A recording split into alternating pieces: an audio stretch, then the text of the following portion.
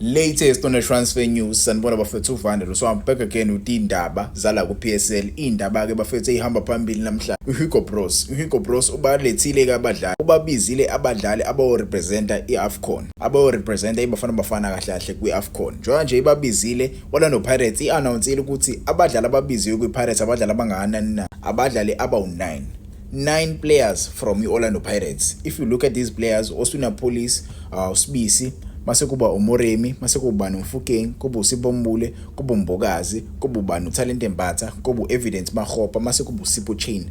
9 of these players will represent iBafana Bafana. Mase ubheka uhlangothi leMamelodi Sundowns. KwiMamelodi Sundowns kubizwe bani uRonwen Williams, kwabizwa uBathusi Obas, kwabizwa uKhulise Modao, kwabizwa uAubrey Modiba, kwabizwa futhi nobani noTebogo Mokoena. So Mamelodi Sundowns babize 5 kwathi kuOrlando Pirates babiza abadlali abawu9 yabo. If you remember the last AFCON we had, eyidlala le eCote d'Ivoire, most players babeqhamuka kwiMamelodi Sundowns, but again this time uHugo Bros ubonile ukuthi team eperforma kahle Orlando Pirates walanda most abadlali abaqhamuka kwiOrlando Pirates. So these two teams okuyiSundowns neOrlando Pirates, they are really performing really well in terms of ibhola leli elithanda ubani Hugo Bros yabo. So ibona abadlali athanda ukubabiza kakhulu balama team omabili. Kwezinye izindaba bafethu indaba azikho mnandi ngobani umjida bafethu kuthiwa umjida right now akasenayo team njengoba engasenayo nje team ukhumbula kahle ke iMarumo Gallants yamchitha kusathanda kuqala le season le yamchitha iMarumo Gallants wajoina iKruger United as the start of le season le ukhumbula kahle the coach weMarumo Gallants esasana kufika ukhumbula wayesasana kusayinwa iMarumo Gallants wafika ucoach wathi sefika ucoach wathi lo mdlali lo akamthandi lo mdlali lo kumele adayiswe engakayidlaleli sho ukuyidlalela iMarumo Gallants base bemchitha kanjalo kuba fethu Darrell Matjege engakayidlaleli iMarumo Gallants wasethola enye team kwekuyini ukuyiKruger United yale Free State kuyimanje akaze ayidlalele leyo club leyo yabo akaze ayidlalele kuthiwa he fell out of favor under the new head coach uAlexandra Latife. Umjida angazi noma mhlambe uyindlela ayiphatha ngayo noma mhlambe akekho that fit to play ibhola competitive anymore. But again, it seems like umjida unebhadi. Yabo ngangitshela wena, what do you think regarding this player right? Kwezinye izindaba engiyikhiphela namhlanje iconfirmile ke bafethu iDurban City.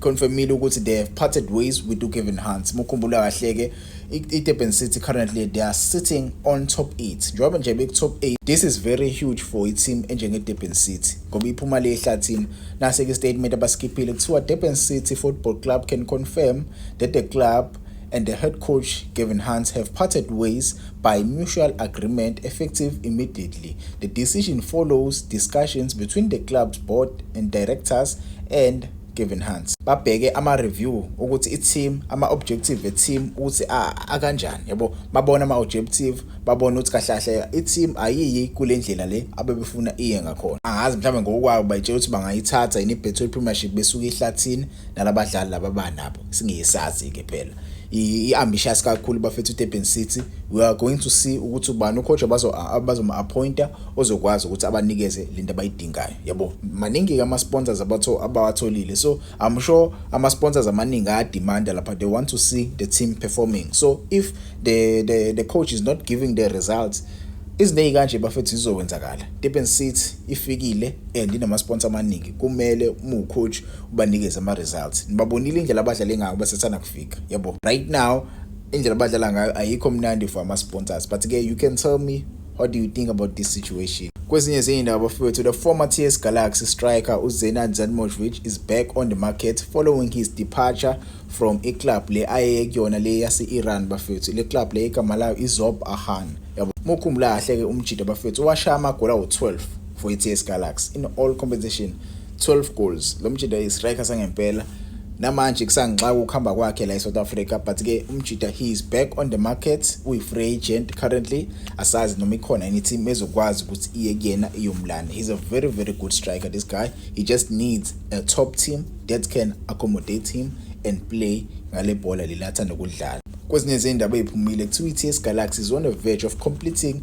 the signing of the Zimbabwean midfielder bafethu ubani uMesen Mushoro on 22 years old. Umjida kuthiwa already usesendile ama-farewell to i-technical team yakhe le yale i-Highlanders FC. Kahle kahle yena udlalela i-Highlanders FC, uzosuka kwi-Highlanders FC ayojoyina i-TS Galaxy yabo. Umjida una 22 years old njengoba nimbona nje, ulingana